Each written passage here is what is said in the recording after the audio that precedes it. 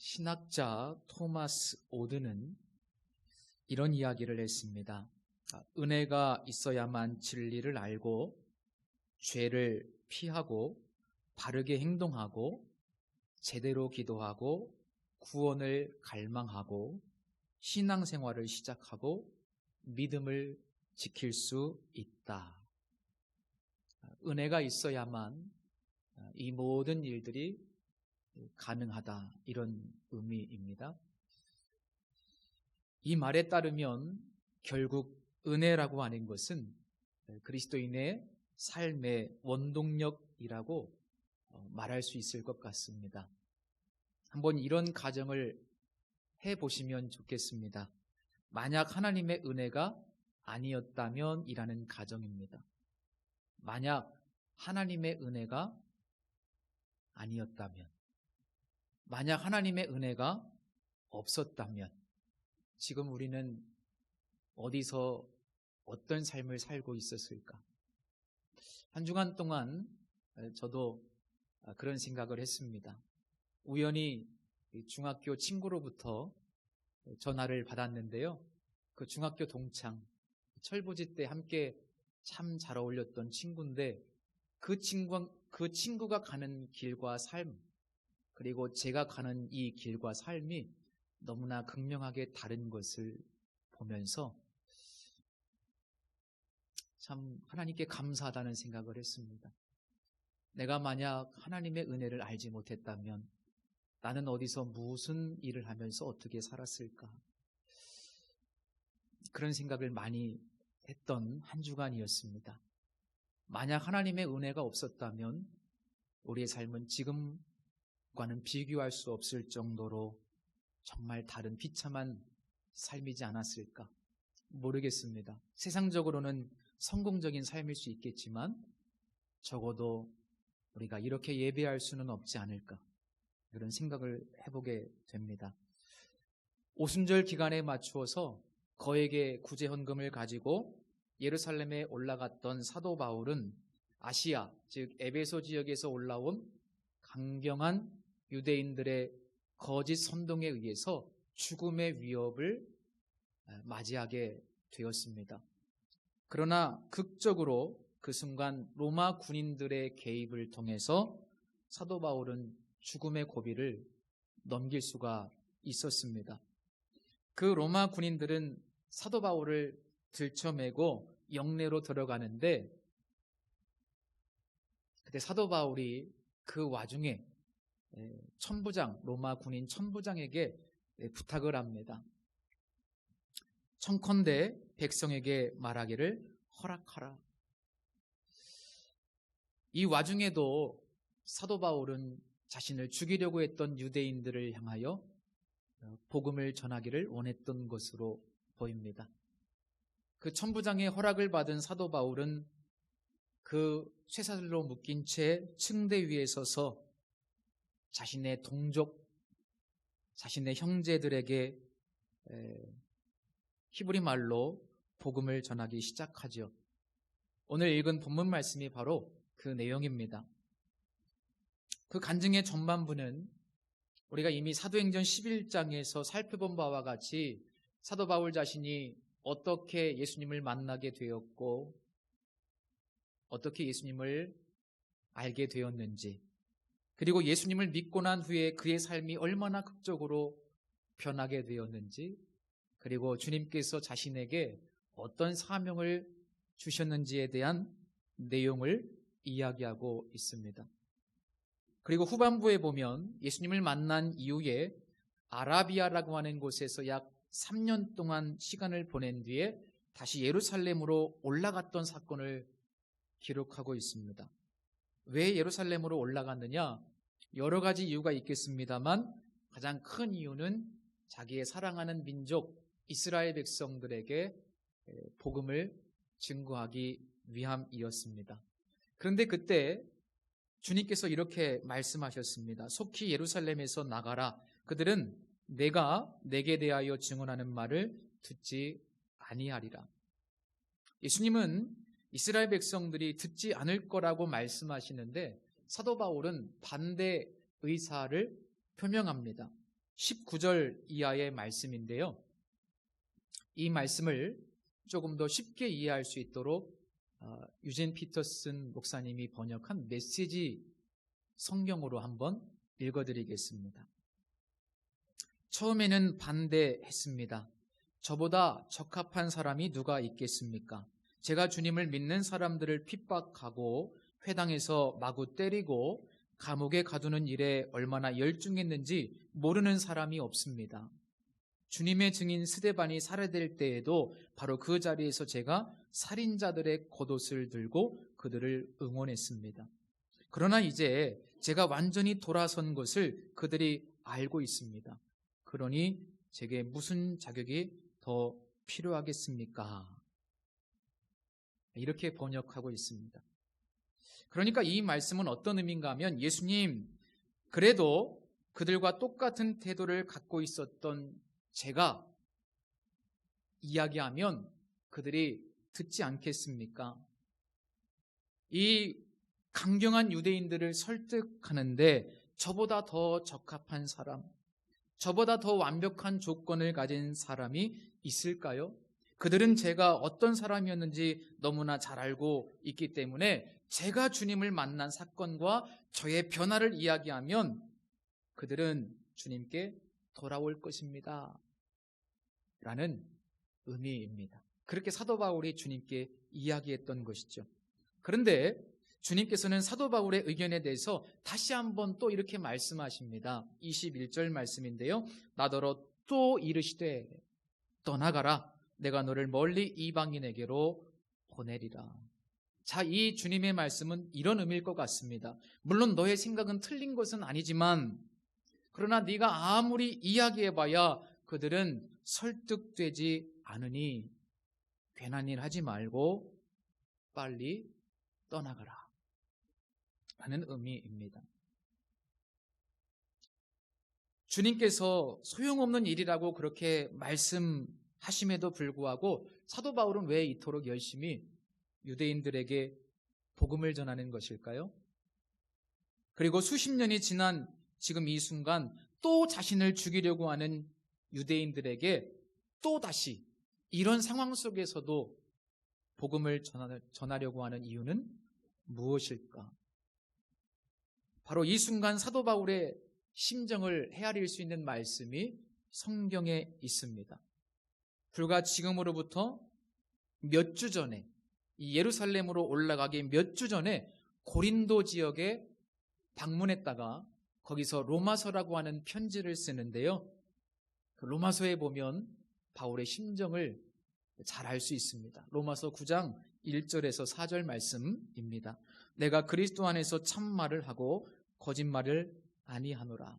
나에게 큰 근심이 있는 것과 마음에 그치지 않는 고통이 있는 것을 내 양심이 성령 안에서 나와 더불어 증언하노니, 나의 형제 곧 고륙의 친척을 위하여 내 자신이 저주를 받아 그리스도에게서 끊어질지라도 원하는 바로라. 그들은 이스라엘 사람이라.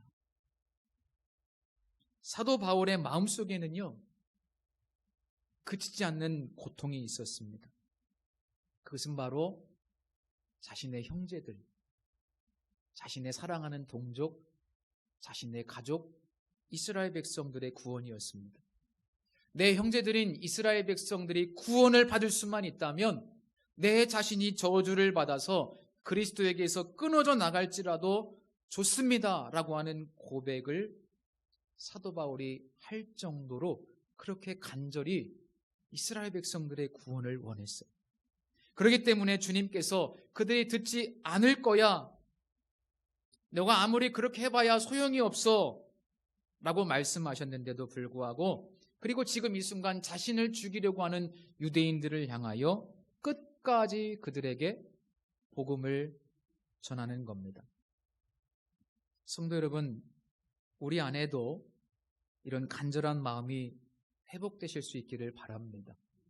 내 사랑하는 형제자매들, 내 주위 사람들 지옥으로 달려가고 있는데 그들의 영원한 고통을 우리가 직시하면서도 마음에 아무런 고통과 애타는 마음이 없다면 그건 정말 불행한 일입니다.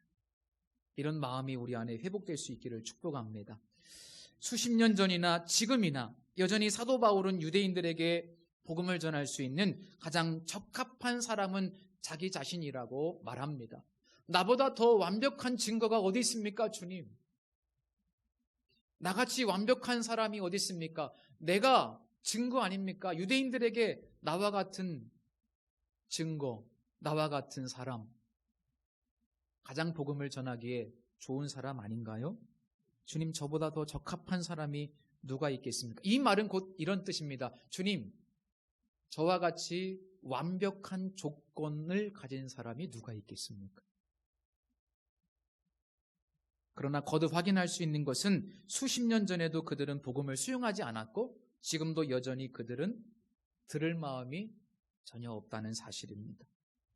본문 이후에 이제 22절부터 유대인들의 반응이 기록되어 있죠.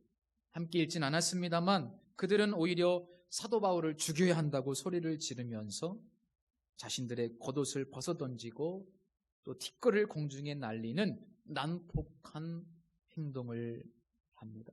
그리고 그 이후에는 사도 바울을 암살하기 위한 소위 암살 조직이 40여 명의 암살 조직이 결성되기도 합니다.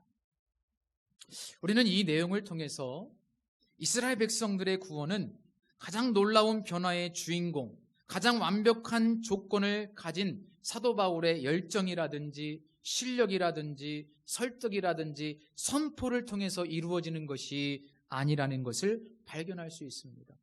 누가는 그 이야기를 하고 싶은 거예요. 물론 누군가의 구원을 위해서는 메신저가 필요합니다. 누군가의 구원을 위해서는 복음을 전하는 사람이 반드시 필요하죠. 그리고 메시지도 필요합니다. 하나님은 그 모든 것들을 도구로 사용하십니다. 그러나 누군가의 구원이 이루어지기 위해서 가장 중요하고 근본적인 요소는 무엇일까요? 그것은 바로 하나님의 은혜입니다. 하나님의 은혜입니다. 창세기에 보면 대홍수 시대에 구원을 받은 유일한 사람, 그의 가족 노아를 향해서 성경은 이렇게 말씀하고 있지 않습니까? 노아는 은혜를 입은 사람이다. 노아는 하나님께 은총을 입은 사람. 여러분, 하나님의 은총이 없이는 누구도 구원의 선물을 받을 수가 없습니다. 이 말은 곧 사도 바울이 경험했던 것처럼 오직 하나님의 은혜의 결과로 우리가 구원을 받을 수 있는 것이고 믿음을 갖게 될 수 있다는 거죠. 그렇습니다. 우리의 믿음과 구원은 모두 하나님의 은총의 결과입니다. 근본적으로 우리의 자격이나 능력이나 실력으로 이루어지는 것이 결코 아닙니다. 그래서 사도 바울은 에베소서 2장 8절 이하에서 너희는 그 은혜에 의하여 믿음으로 말미암아 구원을 얻었나니 이것이 너희에게서 난 것이 아니요 하나님의 선물이라. 행위에서 난 것이 아니니 이는 누구든지 자랑하지 못하게 함이라 라고 말씀하고 있습니다. 그리고 비교적 사역의 후반부에 쓴 고린도전서 15장 10절에서는 이렇게 고백하죠. 내가 나 된 것은 하나님의 은혜로 된 것이다. 하나님의 은혜입니다. 그 구원이 하나님의 은혜임을 강조하기 위해서 오늘 본문에 쓰인 표현 중에 하나가 바로 택하심이라는 단어입니다. 그리고 사도 바울은 이 택하심이라는 표현을 자신의 편지 곳곳에서 사용하고 있습니다. 특별히 로마서 1장 1절에서 하나님의 사도로 택정함을 입었다. 은혜를 입었다. 나의 나된 것은 주님의 은혜다 라고 고백합니다. 오늘 이 말씀을 통해서 우리 성도님들에게 다시 한번 제가 말씀드리고 싶은 것은 첫째로 내가 얻은 이 구원의 축복이 얼마나 큰 은혜인가를 다시 한번 기억하셨으면 좋겠습니다. 우리는 이미 정말 구원의 은혜를 누리고 있다면 가장 큰 은혜를 받은 사람들입니다. 구원은 하나님께서 베푸시는 은혜 중에 가장 큰 은혜이기 때문입니다. 아마도 사도 바울은 계속해서 대적하는 유대인들의 모습을 보면서 큰 아픔과 슬픔을 느꼈을 겁니다. 하지만 또 한편으로는 내가 받은 은혜는 얼마나 놀라운 것인지, 나같이 예수 믿는 사람들을 핍박하고 잡아 죽이던 사람이 구원받은 것이 얼마나 큰 은혜인지를 다시 한번 깊이 깨닫게 되었을 것이 분명합니다. 우리 교회도 이제 우리 여러분들이, 우리 권사님들이 시간이 되실 때마다 열심히 전도하시는데요. 전도하시면서 가장 크게 깨닫는 것이 무엇입니까? 사도 바울과 비슷할 겁니다. 아무리 전해도 반응하지 않는 그들을 보면서 너무나 슬프고 안타까운 마음이 들죠. 그러나 동시에 내가 구원받은 것이 얼마나 놀라운 은혜인가. 정말 기적 중의 기적은 나 같은 사람이 구원받은 것이라는 사실을 더 크게 깨닫게 되실 겁니다. 그래서 전도의 현장에 있다 보면 오히려 더 은혜가 회복되고 충만해지는 것을 경험하게 되지요. 오늘 우리는 특별히 이제 성찬에 참여합니다. 이 성찬은 죄인이었던 우리, 십자가의 원수로 살았던 우리를 먼저 찾아오시고 구원해 주신 그 하나님의 은혜를 확인하고 기억하는 자리입니다. 우리에게는 아무런 공로도 없었고요. 그래서 자랑할 것도 없습니다. 무엇보다 내가 비록 이 세상에서 부족하고 연약한 존재로 살아가지만 그러나 이 성찬을 통해서 세상에서 가장 큰 은총을 받은 사람이라는 사실을 다시 한번 우리는 이 성찬을 통해서 확인할 수 있습니다. 세상 사람 부러워하지 마십시오. 여기 계신 여러분들은 조금 부족해도, 조금 가난해도, 조금 연약해도 세상에서 가장 큰 은혜를 받은 사람들임을 믿으시기를 바랍니다. 우리 옆 사람에게 인사합시다. 당신은 이미 가장 큰 은혜를 받았습니다. 시작. 당신은 이미 가장 큰 은혜를 받았습니다. 다시 한번 인사하겠습니다. 불평하지 마세요. 네. 감사하며 사시기 바랍니다. 가장 큰 은혜 받았잖아요.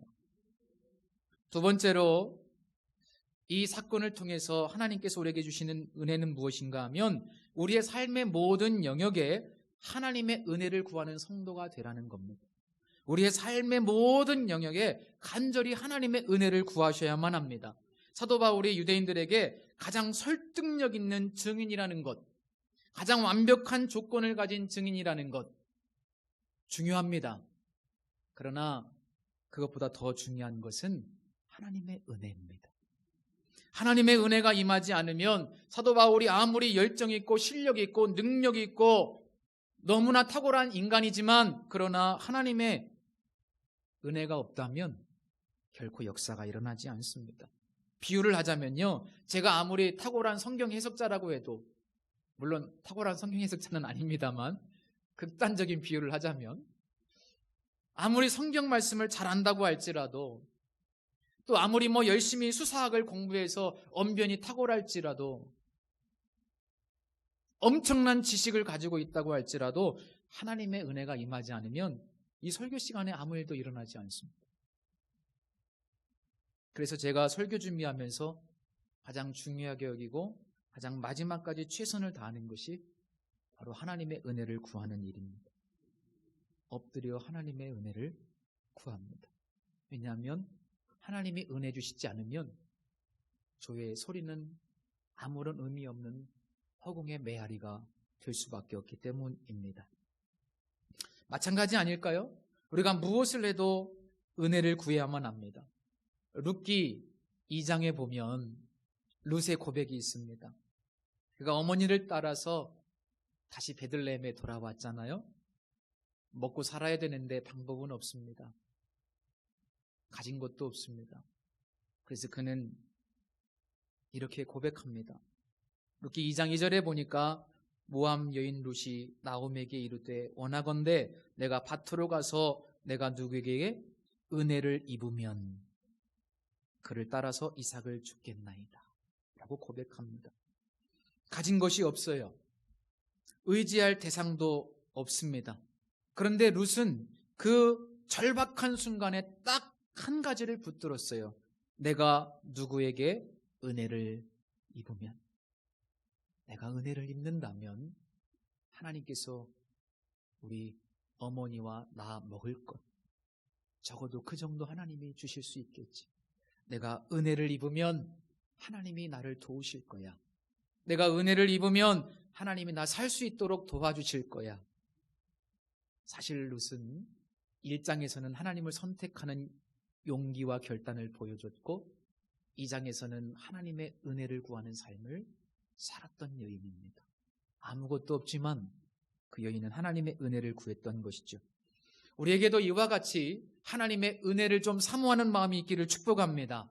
우리의 자녀들이 아무리 많은 조건을 가지고 있다고 할지라도, 예를 들어서 실력과 능력을 겸비했다고 할지라도, 좋은 대학을 나왔다고 할지라도, 혹은 또 좋은 회사를 다닐지라도 결정적으로 그들에게 하나님의 은혜가 임하지 않으면 복을 받을 수 없습니다.